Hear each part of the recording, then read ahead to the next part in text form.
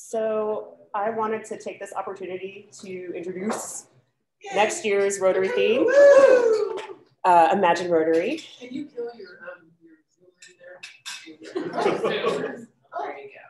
There you go. All right, good timing. So here we'll have Jennifer Jones, the incoming president of Rotary International, introduce the theme.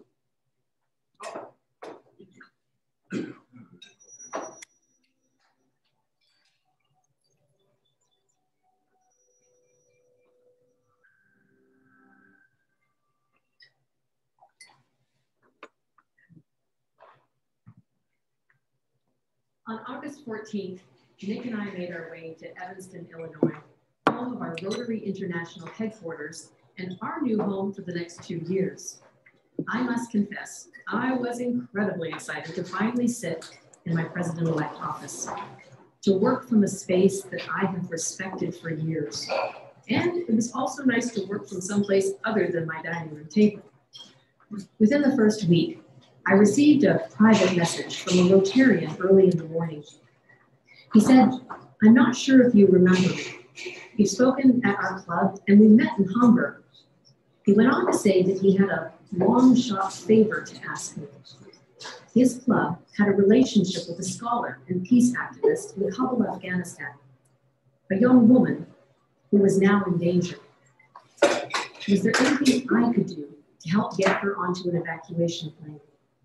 He told me that smartphones were being confiscated and she was using hers as a private network to mask where she was phoning from. We all remember the scenes as thousands of desperate people were trying to flee from the Kabul airport. From the comfort of my new office and sitting behind my big desk, I suddenly felt very small. Who was I, and what could I possibly do? A few years earlier, Pat Merriweather, one of our incoming Rotary International directors, introduced me to a peace fellow who held the kind of position that could influence this type of situation. Now, it was my long shot. I reached out, and that certain Rotary magic that we all know so well took over. It's the Rotary Peace Fellow who's the hero of this story. I don't know everything that happened, but in less than 24 hours, the young woman was on an evacuation list. 2 days later, we learned she was safely en route to Europe for further processing. Imagine her thoughts that day as the plane launched into the sky. This, my friends, is the power of Rotary. When the right connections are made, the world aligns and our stories merge. Our differences dissolve, and the only limit to our impact is the barrier of our imagination. I want to take you to November 9th, 2014. Nick and I found ourselves on the rooftop of a hotel in Berlin, looking down on over 1 million people. They were there in jubilant celebration at the 25th anniversary of the fall of the Berlin Wall, also known to us as the end of the Cold War. Earlier that day, at an event hosted by past President Holder, I met a woman by the name of Tatiana Jury. At the time, 25 years earlier, she was a fresh-faced young radio reporter in the east of Berlin. She shared, "We had no idea what was going on. My news director was having a nervous breakdown, and I didn't know what to do." So she took her tape recorder and she went out to explore. Because in her words, when you want to grab history, you have to grab history. She saw thousands of people going back and forth between the East and the West. She saw people chipping away at the barrier. And she went back to her newsroom and she filed her story. As I heard Tatiana share this, the power of connection was once again weaving its magic. On that exact same day, I was also a rookie reporter. I was alone in the newsroom in Windsor, Canada, when the alarm bells went off, which means that something significant was happening somewhere in the world. I raced over to the old newswire machine and read that the Berlin Wall was coming down, the Cold War was ending. Just like Tatiana, I didn't know what to do, but I knew this was history, And when you want to grab history, you have to grab history. I went into the news booth and I shared the incredible news. Imagine the two of us being more than 4,000 miles apart and sharing in a world-altering experience. So 25 years later, when Tatiana and I met, we shared tears. I don't know whether the Newswire story was hers, but I choose to believe it was. Only when we live in shared experience like this can we create world peace through understanding. And that world can only manifest when we commit ourselves to equity, human rights, and fairly allocating community resources. Or perhaps as we all best know it, being fair to all concerned. As we strive to weave diversity, equity, and inclusion into Rotary, removing barriers is the key to inclusion, and inclusion is the key to membership. Well, this may seem like a new call to action. It's not new thinking. I want you to listen to the actual reporting of our founder, Paul Harris, in 1933 at our 24th annual convention. Rotary is so open to representatives of all walks of life, to representatives of all countries and all forms of religion. Wherein lies the genius and the glory of Rotary. While Rotarians differ in many respects, in two respects, they are in perfect accord. Brilliant, absolutely brilliant. A few years ago, I was interviewed on an American television program. Just prior to the start of the taping, the host revealed something quite striking. He had been a Rotarian for over 30 years, but it was only recently that he got Rotary. He became involved in a project that delivered coats to children in his community. And for the first time, it all clicked. He saw firsthand the power of service, and he became truly engaged, even went on to serve as a club president. Imagine more than 1,500 club meetings before he finally got Rotary. So what lesson does this offer us? We must engage our members. My hometown, Windsor, is the automotive capital of Canada. I know my way around a shop floor, and I was raised in this highly competitive marketplace. When something wasn't working, we retooled. A plant would shut down for a couple of months to prepare for new parts or an enhanced model. The past few decades have been tough, as plants have had to shut down due to competitive market forces. Tens of thousands of jobs were lost, never to be replaced. So what do you do in this kind of situation? You adapt. It's taken time, but our community is now a world-class leader in agribusiness and cutting-edge medical and aerospace technology. We too must adapt and retool. Finding the right part to engage each member should be our core function. It comes down to the comfort and care of our members. A few years ago, my friend Bronwyn Stevens took me to a school in Melbourne. It was there that I met a young interactor named Peter, who told me, if you want responsible children, you have to give them responsibilities. Peter was on to something important. We don't have a problem bringing members into Rotary. We struggle to keep them. We're a revolving door in every part of the world. We need to ask our members what they want out of their experience, and then we need to provide them with meaningful responsibilities. It's our offer of hands-on service, personal growth, leadership development, and lifelong friendships that create purpose and passion. These are our responsibilities. If we don't serve our members, we don't serve our communities. And if we don't provide comfort and care for our members, they may never truly get the power of Rotary. And please understand, when I use the term members, it means Rotary and Rotaract.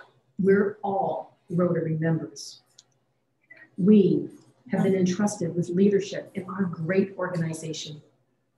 Now it's up to us to be brave and intentional in our actions and to let others help us lead. I am thrilled today to announce that starting on July 1st of this year, I have appointed a Rotaractor with the responsibility of becoming a Rotary Public Image Coordinator. I have officially included Rotaractors on several committees, and during our term, I'll begin to assign a select group of Rotaractors as President's representatives.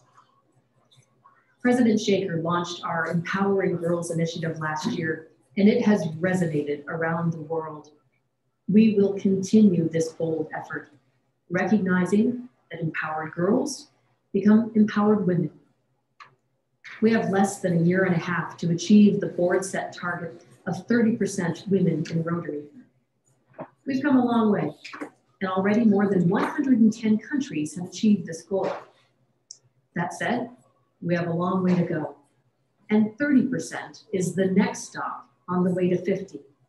And you know, our members in Rotaract have already achieved this distinction. Speaking of embracing the different and unique, new clubs, and especially new club models, are vital to growing Rotary. We need your help with this, and I'm asking each of you to help form at least 2 new innovative or cause-based clubs during your term as governor. And then, and perhaps most importantly, instill in them and your existing clubs too, our comfort and care philosophy.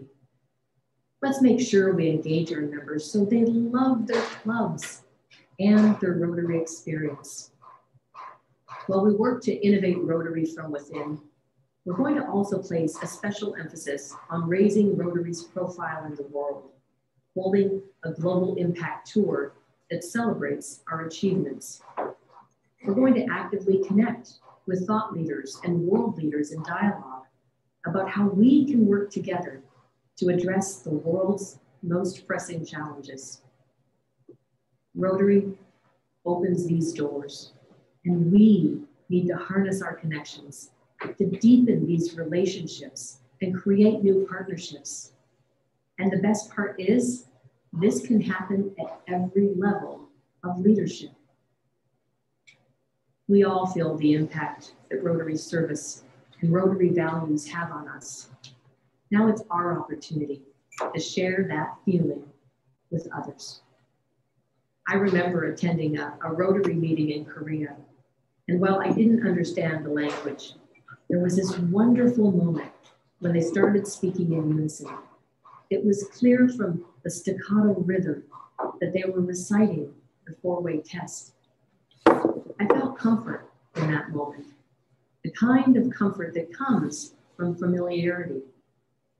Our core values, our traditions, our heritage, these are powerful things that we hold true yet build upon as we imagine how we can be so much more. 50 years ago, an anthem was recorded that included this beautiful line. You may say I'm a dreamer, but I'm not the only one. I hear that lyric as a call to action. We all have dreams, but acting on them is a choice. And when organizations like ours dream big things like ending polio and creating peace, it becomes our responsibility to make these dreams a reality. Imagine a world that deserves our best, where we get up each day knowing that we can make a difference. You don't imagine yesterday, you imagine tomorrow. Imagine a world without polio. Imagine a world with clean water for everyone. Imagine a world free of disease, a world where every child learns to read. Imagine kindness and hope and love and peace. And that's, my dear friends, why our theme is Imagine Rotary.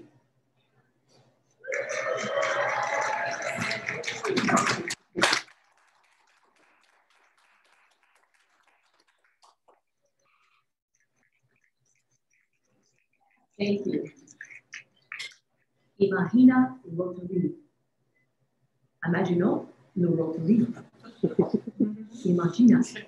I think there's like a little bit more content instead of her just saying this, I believe. Rotary. Imagina Rotary.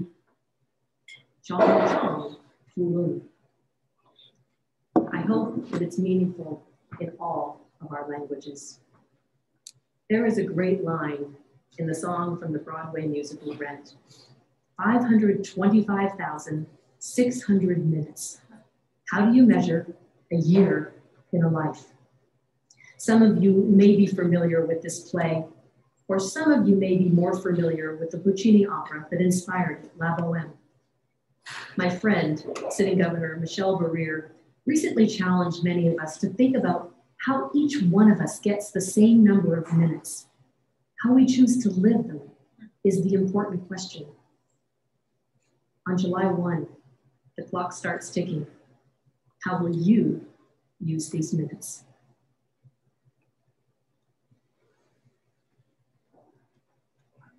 Yay, inspirational.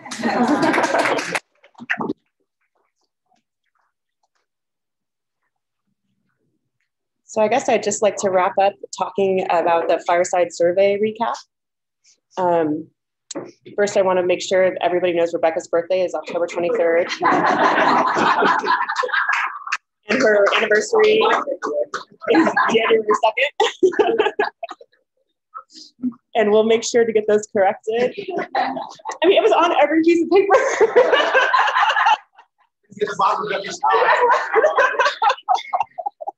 I want everybody's birthday correct and anniversary for next year, not just mine. Just an example of how just talked about. I believe I started with the actor. October 30th, celebrate Rebecca's birthday officially and all 8 records. Hey, my anniversary and birthday are in October, so it's going to be a big month. I saw Lisa, and the date for Taste of the Holidays is going to be in person this year. Jeff is leading, right? With help. Do you know the date? She told me, I didn't write it down. November 17th. Okay. November 17th. 17th? Yes. 17th. All right, there you go. And our deposit's already in. Yes. Our deposit's already on, like she's paid, everything's ready to go. It's the Thursday before Thanksgiving, right? Yeah, Thursday before Thanksgiving. Right. It's the day after my birthday. It's 3 weeks after. AJ, are you writing this down? You're the day after your birthday, John? Okay. Okay, wait, was that 17. John's birthday is 60. There was an emphasis on wanting to do local projects. And this is something I'm going to have to figure out at the board retreat. I want to do a drawdown from our reserves to fund a local project, hands-on, that's the emphasis. So every committee chair, please go back to your committee. And if there's like a passion project that's on your list that you want to accomplish, like immediately, let me know, let your chair know, and we'll try to make sure it's funded so we can hit July running. We're dark the first week because of 4th of July. So like, I think it's like the 7th is like the actual first meeting. An emphasis on diversity, equity, and inclusion. There's a nice like list of speakers. I reached out to Black Humboldt. They'll be a presenter, and keep those suggestions coming, funnel them to Howard. And I think Greg is the other committee chair for that, the programs. We'll work on that. I'm glad I saw field trips because that was one of my favorite parts of pre-COVID times, visiting places. Tom, if we could go to the Eureka Theater, we do that as a, we'll work on that. Let's see. We have a visit to Nordic Aquarium Farms, the fish farm business. We're working on having a field trip to that. Okay. And that's on, let's see, on September 16th. I don't know how, can I, right? That isn't, I know. The fish farm. This farm?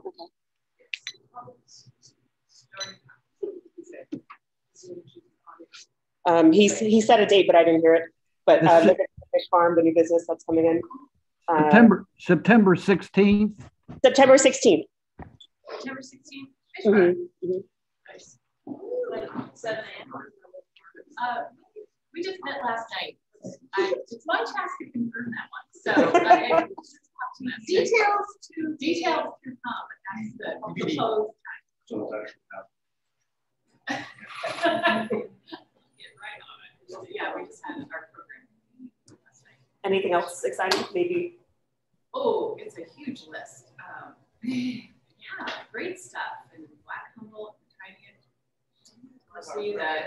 get an update from the Condor project. Oh, yay. Yeah, there's a long list. We'll be sharing that shortly, especially as we all kind of go and tighten it up a little bit. Right. It's a daunting task. It's hot off the press. Okay. I have a lot of people's love languages, and it was really funny because lots of people wrote down acts of service. So that I'm going to try to include that in recognitions as a way to celebrate everybody's little personal touch. Let me see, other notes. I think there were so many.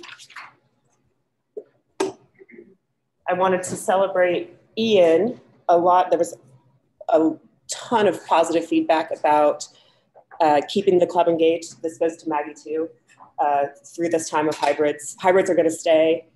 And backpacks for kids are gonna stay on Wednesday through the end of the year.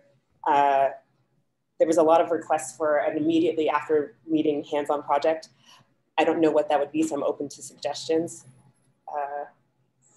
I have no idea. I can't even picture one.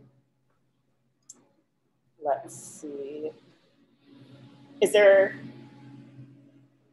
was the in-person one, are there elephants in the room? Anything you would like me to address immediately? Maybe you're not comfortable saying it out loud, but it's just like an open invitation to anybody to share your concerns. We did it at the in-person thing, but I don't think I put it on the survey, I'm not sure. And then, is there anything you'd like me to do personally? Nope. Yeah. I'd like you to have fun. Okay. Yeah, it's a lot of work, but we'll do whatever we can to help you. You should be having fun. Woo. Okay. Maybe tomorrow. Your first one almost every Yeah, right.